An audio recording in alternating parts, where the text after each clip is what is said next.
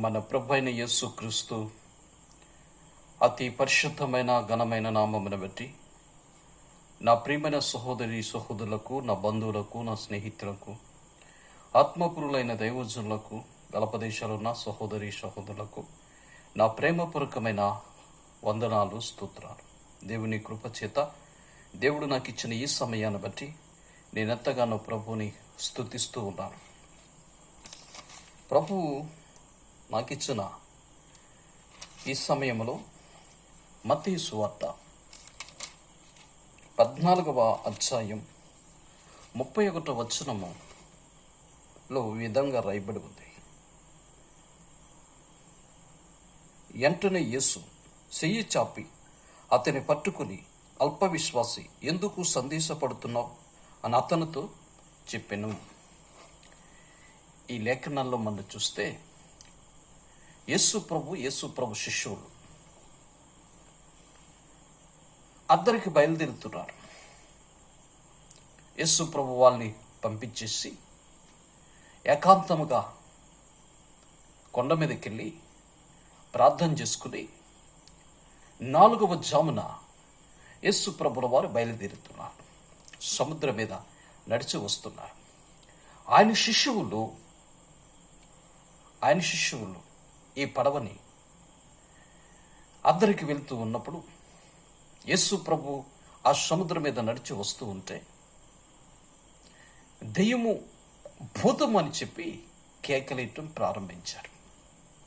యేసు ప్రభు నేనే, ధైర్యం తెచ్చుకోండి అని చెప్పి యేసు ప్రభు అన్నప్పుడు వెంటనే పేతురు గారు అంటారు, ఏమంటారంటే, ప్రభా నీవైతే నీళ్ళ మీద నేను కూడా నడిచి రావాలి అన్నాడు.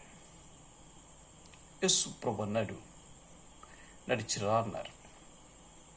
ఇప్పుడు ఈ పేతురు పడవ దిగి యేసుకి వెదురు వెళ్తూ ఉన్నారు, నడుస్తున్నాడు నీటి మీద. చూడండి, ఎప్పుడైతే నీటి మీద నడుస్తూ ఉన్నాడో చాలా దూరం వెళ్ళాడు. వెళ్ళిన వెంటనే అక్కడ రాయబడిన మాట ఏంటంటే, గాలిని చూసి భయపడి మునగటం ప్రారంభించాడు. గాలిని చూశాడంట. లేకపోతే నేను ఎంత దూరం వచ్చానా అని చెప్పి ఆ వెనుక తిరిగి ఎప్పుడైతే ఆ గాలి, ఆ వాతావరణం చూసి భయపడటం ప్రారంభించాడు. ఎప్పుడైతే భయపడ్డాడో మునిగిపోతూ ఉన్నాడు. గమనించండి, వెంటనే అంటాడు, బాధకుడా నేను మునిగిపోతున్నాను, నన్ను రక్షించండి అని అంటూ ఉంటే నా ప్రభు అంటాడు, అల్ప విశ్వాస్, ఎందుకు సందేశపడుతున్నావు అని ఆ లేఖనాల్లో మనం చూస్తాం. యేసు ప్రభు ఒకరోజు, అది యేసు ప్రభు దృష్టిలో హేయమైన ప్రాంతం, పాపానికి నిలయమై ఉంది. యేసు ప్రభు అక్కడి నుంచి సేవకుడును కుటుంబాన్ని బయటకు తీసుకుని వచ్చి ఆయన అంటాడు, మీరు వెనుకకు తిరిగక మీరు పారిపోండి అని అన్నాడు. వెనుకకు తిరగొద్దు సుమా అని అంటే, వీళ్ళు 2 కూతుర్లు, భార్య, యజమానుడు ఇప్పుడు అగ్ని గంధకములలోంచి తప్పించబడి వెళ్తూ ఉన్నారు. చూడండి, దేవుడు చెప్పింది ఒకటి, చేసింది మరి ఒకటి. ఆమె వెనకకి తిరిగి చూస్తుంది. పేతురు గారా వెనకకి తిరిగి చూశాడు. ఆమె వెనక్కి తిరిగి చూసింది, ఉప్పు స్తంభంగా మారబడ్డది. నా ప్రియమైన సోదరుడా, ఈ వాక్యం మీద మనసు పెడితే ఎప్పుడైతే వెనుకకు చూసిందో వెంటనే స్తంభంగా మారిపోయింది, ఉప్పు స్తంభంగా. పేతురు ఎప్పుడైతే వెనుకకు చూశాడో నీటిలో మునిగిపోతున్నాడు. ఎబ్రీ పత్రికలో అపోస్తలుడైన పౌలు అంటాడు, విశ్వాసము కర్తయు దాన్ని కొనసాగించేవాడు అయిన యేసు వైపు చూసి మనం పరిగెట్టాలి. యేసు వైపు చూసి మన యాత్ర సాగించాలి. మనల్ని కొనసాగించేవాడు, మనల్ని నడిపించేవాడు ఆయన ఉన్నాడు కనుక మనము ఆయన వైపు చూస్తూ మనం ఈ యాత్రలో ఈ మనుగడ ముగించేంత వరకు మనం ఆయన వైపు చూడాలి. ఎప్పుడైతే లోకం వైపు చూస్తాం ప్రారంభిస్తామో మన జీవితాలు మునిగిపోవటమే కాదు, శాపంగా మారుతామని ఈ లేఖనాల్లో దేవుని వాక్యం సెలవిస్తుంది. ఆలోచించుకోమని ఆలోచిస్తున్నాం. ముచ్చటగా 2-3 మాటలు మీకు బయలుపరచాలి అని ఆశిస్తూ ఉన్నాను. అపొస్తలుల కార్యంలోకి మీరు వెళ్తే అక్కడ అపొస్తలుల కార్యంలో మనం చూసినప్పుడు అక్కడ అంతకుముందు స్టెఫన్ చనిపోయాడు. స్టెఫన్ రాళ్ళతో కొట్టి చంపేసినప్పుడు ఆ సంఘం అంతా చెల్ల చెదిరైపోయింది. ఆ చెల్ల చెదిరైపోతున్నప్పుడు అక్కడ బర్నబాస్ అనే సేవకుడు ఆ ప్రాంతానికి వచ్చాడు. ఆ ప్రాంతానికి వస్తే 11 మీరు 23లో చూస్తే ఒక శ్రేష్టమైన మాట ఉంటుంది. అతడు వచ్చి దేవుని కృపను చూసి సంతోషించి ప్రభువుని స్థిర హృదయముతో హత్తుకొనవలనని అందరినీ హెచ్చరిక చేశాను. ఆ సంఘానికి అంత్యములో ఉన్న సంఘం కృప పొందింది.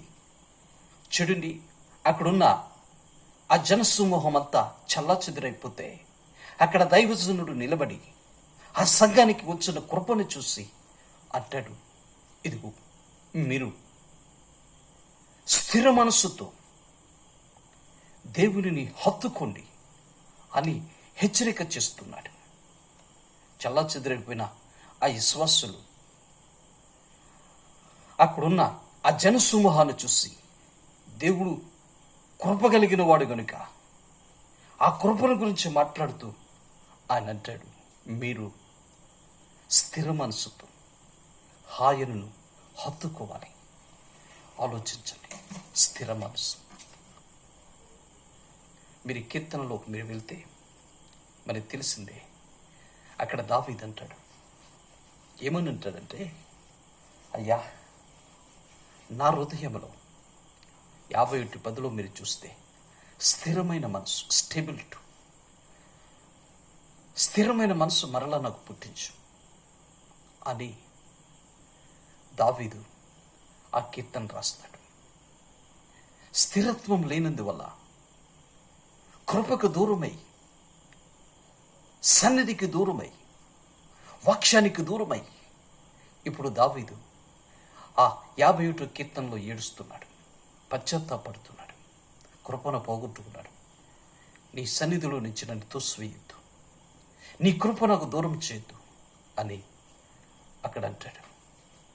అందుకే ఈ లేఖనంలో మనం చూస్తే మనకు కావలసింది స్థిరమైన మనసు, స్థిరమైన జీవితం. ఈ స్థిరత్వం లేకపోతే మన జీవితాలు శాపంగాను, కన్నీటి మధ్యలోను శ్రమలు అనుభవించవలసిన పరిస్థితి మనకు వస్తుంది.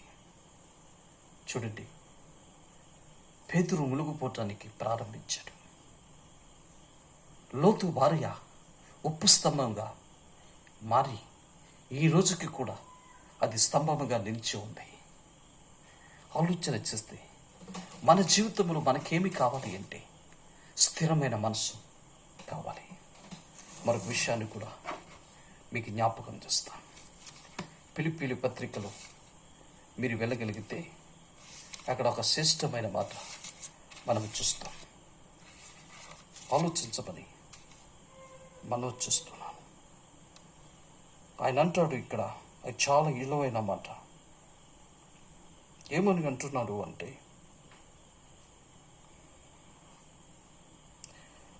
చూడండి 14:1-14లో మీరు చూస్తే ఒక శ్రేష్టమైన మాట అపొస్తలుడైన పౌలు ఈ ఫిలిప్పీయుల సంఘానికి రాస్తున్నాడు. ఏమని అంటే, మరియు సహోదరులైన వారిలో ఎక్కువ మంది నా బంధకాలు మూలముగా ప్రభువునందు స్థిర విశ్వాసము గలవారై నిశ్చయముగా దేవుని వాక్యమును బోధించుటకు మరి విశేషముగా తెచ్చుకునిరి. ఇక్కడ అంటాడు స్థిర విశ్వాసం. నాకున్న శ్రమలు, నాకొచ్చిన బంధకాలు, నాకొచ్చిన శోధన, నాకొచ్చిన శ్రమలు మీరు ఎరుగుదురు. ఈ పిలిపిలకు రాస్తూ మీరు ఎరుగుదురు కనుక మీరు అవిశ్వాసానికి చోటుక విశ్వాసంలో మీరు స్థిరులై ఉండాలి అని ఇక్కడ మనం చూస్తాం. అపోస్తలుడైన పౌలు తిమోతికి ఉత్తరం రాస్తూ 6:10 అంటాడు. చూడండి ఏమని అంటాడంటే, ధనాపేక్షను గురించి మాట్లాడుతూ అక్కడ అంటాడు, విశ్వాసము నుండి తొలగిపోయారంట. విశ్వాసము నుండి తొలగిపోయి తమకు తామే బాధలు తెచ్చుకున్నారంట. ఆలోచించమని మనం చూస్తున్నాం. విశ్వాసంలో తొలగిపోయి భ్రష్టులైపోయి ఇప్పుడు వారు శాపాన్ని అనుభవిస్తున్నారని తిమోతికి అపోస్తలుడైన పౌలు మాట్లాడతాడు. మన జీవితంలో మనకు ఉండవలసింది స్థిరమైన విశ్వాసం. ఆ విశ్వాసం మన జీవితంలో మనకు లేకపోతే మనము భ్రష్టులమైపోతామని ఈ లేఖనాల్లో మనము చూస్తాం. రోగమే వచ్చిందనుకోండి, బాధలే వచ్చాయి అనుకోండి, శ్రమలే వచ్చాయి అనుకోండి, శోధనే వచ్చిందనుకోండి, ఈరోజు మన జీవితంలో మనకు కావలసింది స్థిరమైన విశ్వాసం. ఆ విశ్వాసం అనేది నీకు లేకపోతే మనం ఎంత భక్తి చేసినా, ఎంత ప్రార్థన చేసినా అది నిస్ప్రయోజనం అనేది మీరు జ్ఞాపకం చేసుకోమని కూడా ఒక సేవకుడుగా నేను మనవి చేస్తున్నాను. అందుకే ఆ అపోస్తలుడైన పౌలే అంటాడు, చాలామంది వారి జీవితాలు వాళ్ళే నానా విధాలైన శ్రమల కోసం శోధనల గుండా వెళ్తున్నారు. నానా విధాలలో తమకు తామే పొడుచుకుని చచ్చిపోయేవారుగా మనం చూస్తున్నాం. తిమోతి పత్రికలో విశ్వాసంలో భ్రష్టులైపోయారు, విశ్వాసాన్ని తొలగిపోయారు అని ఈ లేఖనాల్లో మనం చూస్తాం. ఒకటి, స్థిరమైన హృదయం కావాలి. రెండవది, స్థిరమైన విశ్వాసం కావాలి. మరో మాట చెప్పి నేను ముగిస్తాను. మీరు పేతురు పత్రికలకు వెళ్తే అక్కడ ఒక మాట అంటాడు. ఏమని అంటాడంటే, మనం చూస్తే చూడండి, ఆయన అంటాడు, మనం చదువునప్పుడు ఒక విలువైన మాట ఇక్కడ రాయబడి ఉంటుంది. మొదటి పేతురు పత్రిక 1:12 మీరు చూస్తే, కాబట్టి మీరు ఈ సంగతిలో తెలుసుకొని చూడండి సత్యమందు స్థిరపడాలి. అది మనం ఏం చేయాలంటే సత్యమందు స్థిరపడాలి. ఆలోచించమని మనం చూస్తున్నాం. అందుకే మీరు యోహాను సువార్తలోకి మీరు వెళ్తే అక్కడ 17:17 చూస్తే ఆయన అంటాడు, నేను లోక సంబంధిని కాదు. ఆలోచించమని, నేను లోక సంబంధిని కాదు అని చెప్పి 17 అంటాడు, సత్యమందు వారిని ప్రతిష్ఠ చేసి తిని నీ వాక్యమే సత్యం.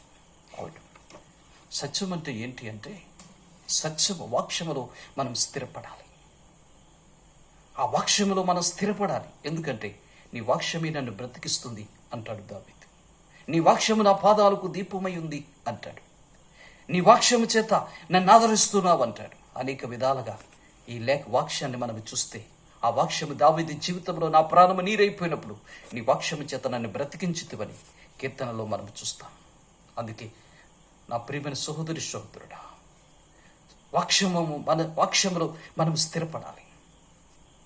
ఏదో చదవములే అనుకుని కాదు, కానీ ఆయన ధర్మశాస్త్ర దివారాత్రులు ధ్యానించచ్చు, ఆ వాక్యాన్ని నెవర వేసుకుంటూ ఆ వాక్యసారంగా మనము జీవించి ఆ వాక్యములో మనము స్థిరపడాలి. ఏది నమ్మమో ఆ సత్యాన్ని మనం అనుసరించుకుంటూ మనం నడవాలని ఈ లేఖనాల్లో మనం చూస్తాం. అందుకే యోహాను 14:6 అంటాడు, నేనే మార్గం, నేనే సత్యం, నేనే జీవమునై ఉన్నాను. నా యొద్దకు వస్తేనే కానీ మీరు పరలోకంలో ఎక్కిపోలేరు.